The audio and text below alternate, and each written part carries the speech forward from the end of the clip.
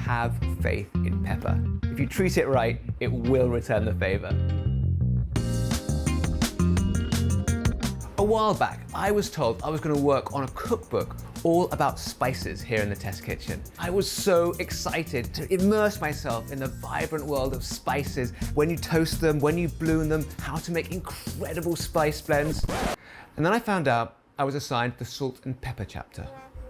I mean, salt and pepper, come on. I mean, I was particularly dejected to be working with pepper. I was not a fan. I mean, it's really just an afterthought to salt when you use it in moderation, and when you use too much of it, it's downright offensive.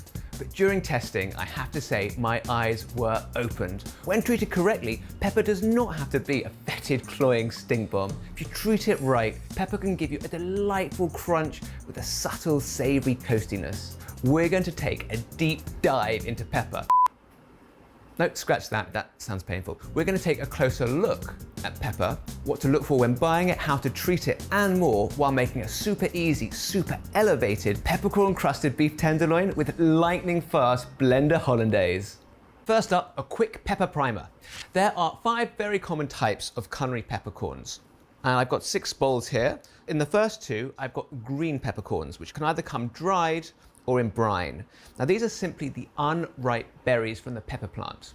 Next to it I have black pepper, which are green peppercorns that have been roasted and then sun-dried for a few days.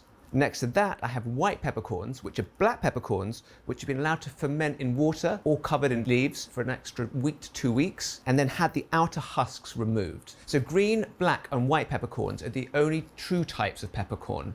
We also have some pink peppercorns, which come from a number of different trees that are unrelated to true pepper plants. Now really they're berries and they have a certain fruity sweetness to them. And finally we have Sichuan peppercorns, which also aren't peppercorns. They're the fruits of the prickly ash tree. And this doesn't have any heat to them at all, but they are used in spicy Sichuan cooking. During testing, I ate a lot of pepper, and I found out they actually do have quite a different flavour from one another. The green peppercorns, almost like a brininess to them. The fresh ones taste like capers. The dried ones, again, just a little bit green, a little bit piney. The black peppercorns that we know so well, actually once you get beyond the spice, have a smokiness to them, a little florality to them.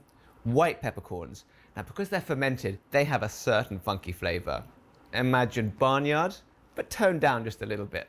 It goes very nicely with some cream sauces. Then the pink peppercorns, because they're a fruit, they have this really lovely sweet fruitiness to them, almost like a berry. And finally, the Sichuan peppercorns, they just numb, don't have any heat whatsoever. Now they all bring something different to the table, but today we're going to be cooking with black peppercorns. Now we also taste tested 10 different types of black peppercorn and actually didn't find a great difference between the worst and the best. Our favourite was Tones, which we really liked for its light citrusy flavour and delicate crunch. But whatever you do, the one thing we did find, you should buy whole peppercorns and grind them yourself. They are so much fresher and they last so much longer. All right, let's get cracking on our peppercorn crusted beef tenderloin. To pepper crust anything, you first need to crack your own pepper. Now why not use store-bought ground pepper? Well, first up, it's a powder, and that is not going to give you the texture you want. And secondly, it loses its pungency in almost no time. It's not something you want to buy. 6 months is the maximum time you want to keep it. You're so much better cracking it yourself. During testing, we found if you use pepper from a pepper mill, even on the coarser setting, it will not give you the texture you want. It's just too fine. So I've got a 1/4 cup of whole peppercorns I'm going to crack myself with a skillet. Just lace them out on the board. Take a skillet, a smaller one works better, I find you get more leverage. And simply take the edge of the skillet and press down on the peppercorns, and you can really get them to exactly the right size that you want.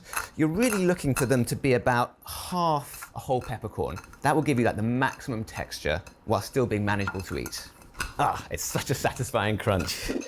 Okay, that's about it. So I'm just gonna gather these up.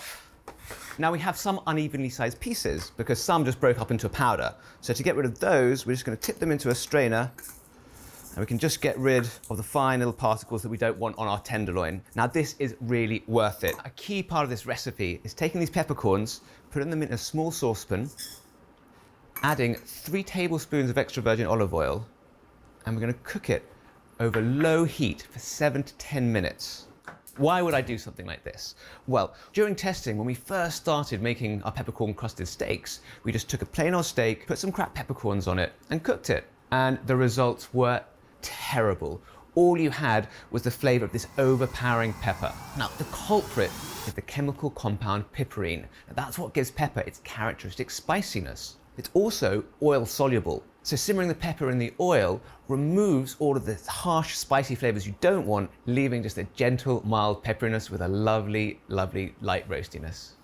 So it's been just over 7 minutes and that pepper is smelling lovely, really toasty. And kill the heat. So I'm going to take my sifted pepper, and we can save that for seasoning later. And we're going to take our cooked peppercorns and we're going to strain it, leaving just this oil. Now this oil you do not want to keep. It's warm. You can throw this away safely. Now let's try peppercorn. That's delicious, completely different. Mild, toasty flavor, lovely little crunch.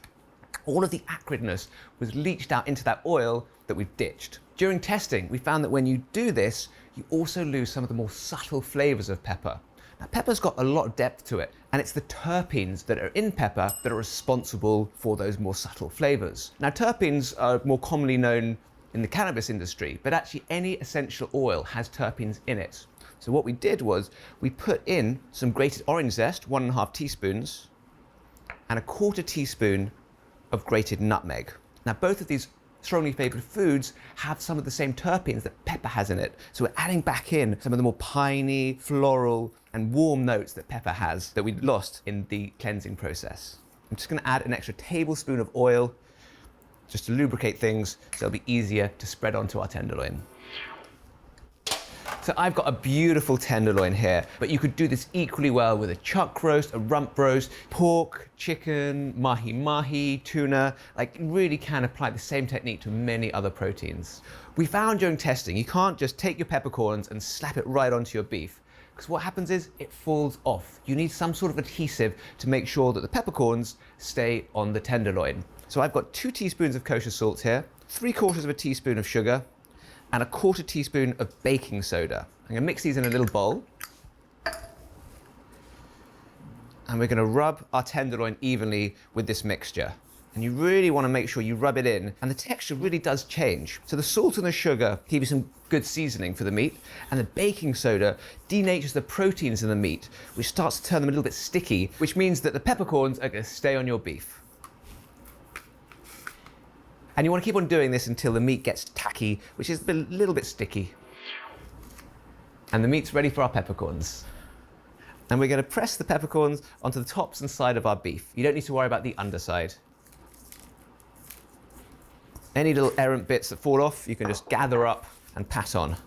It's a little bit of extra work creating this peppercorn crust, but one of the things we didn't have to do was sear the meat. And that's nearly the first step you always have in any sort of roast. And that searing step gives you some texture and some extra flavor, and we're getting all of that through our peppercorn rub. We'll transfer this to a wire rack set in a rim baking sheet. We're going to cook our beef on the middle rack in a 300-degree oven until the meat registers 120 to 125 degrees for medium rare, which will take about 45 to 55 minutes. It's been just over 45 minutes, and we're looking for the meat to register between 120 and 125 degrees. Perfect, 122. I'm going to let this rest for about 20 minutes, and then we can get cracking on our blender Holland Days. So I've got 3 egg yolks here. Now, this method was first popularized by Julia Child in the 60s, but it works so well that we had to use it here as well. I'm going to add to that 2 tablespoons of lemon juice, 1/4 teaspoon of salt, and a pinch of cayenne pepper. And we're going to blend this for 10 seconds until it's nice and frothy. So I'm going to scrape down the sides. Now, Holland Days is a hot sauce. You need to use hot butter in order to cook the eggs because it thickens them and also makes sure it's food safe. So I've got 2 sticks of butter in the microwave. I'm just going to go and grab them. So we've got our hot butter. With the blender running, we're going to drizzle this in and let it spin for 2 minutes until it's fully emulsified and nice and creamy. That's 2 minutes. We're looking for a consistency that slowly drips from the spoon, and that looks really nice. If it's too thick, you can adjust it with a little bit of extra hot water. Oh, this really is my favorite sauce. Just look at that texture. This looks so good. We've got our pepper on the tenderloin. Almost all of it has stayed on. We're ready to carve. I'm very excited. The texture of this meat is so good. The knife just glides through it. Oh, look at that lovely, perfect medium rare. This is a great recipe for a dinner party. You can do almost all the preparation in advance, and it's just throwing it in the oven, and then you're done. Just gonna take a couple of fat slices, transfer them over here. We're gonna dress it with our wonderful Holland Days. Now this is a sauce that goes really well with beef, but again, you can use this with fish, you can use it with pork, you can even use it with chicken. Oh.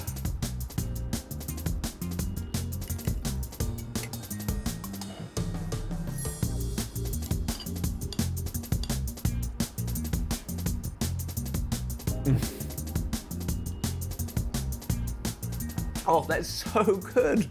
First of all, you get is that Holland Days, that creaminess, but then it's so well balanced. You've almost got this interplay between the peppery crust, the mild beef that's just very carefully seasoned with that lovely, lemony, rich Holland Days sauce. Now, this recipe was such a success that I ended up making 3 other variations, each using a different peppercorn and a different Holland Days. Now, one of my favorites was the pink peppercorn variation. And because pink peppercorns aren't a true peppercorn, you don't need to simmer them for nearly as long. But it creates such a striking, visually beautiful version with this lovely crunch. It's a much more delicate crunch, and it's also a bit richer and fruitier. It gets cut through with this lime and cilantro hollandaise, so it's an absolute stunner. Whichever meat or peppercorn you choose, don't be like I was at the start of testing. Have faith in pepper. If you treat it right, it will return the favor. What are your favorite ways to cook with pepper? Let me know in the comments below. Hit the like button, be sure to subscribe, and check out americastestkitchen.com for this recipe and a load more.